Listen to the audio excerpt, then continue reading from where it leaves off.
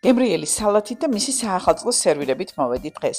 პირველ რიგში მოხარშული ქათმისფილე დავჭრათ კუბებად, დაუმატოთ.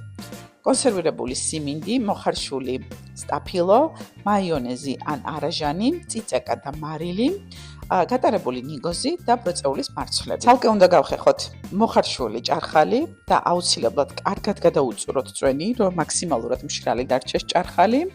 ასევე ბროწეულს უნდა ამოვაცალოთ თავი, ისე როგორც კადრში ხედავთ, ბროწეულის მარცვლებიც და ეს კონკრეტული თავიც დაგჭირდება ბოლოს სერვირებისას. საკვები პარკი გადავაკრათ სერვირების თეფშს, დავშალოთ კარგად სითხი გამოცლილი ჭარხალი და შუაში მოვათავსოთ სალათა.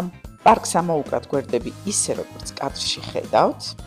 შემდეგ თავზე მოვათავსოთ ბროწეულის თავი, რაც უფრო დიდი ბროწეული გექნებათ გამოყენებული, უფრო ლამაზი და შესამჩნევი იქნება სერვირებისას. შემდეგ ჩვენ სალატს მოვაჭრათ პატარა ნაწილი და ცარიელი ადგილი ამოვავსოთ ბროწეულის მარცვლებით.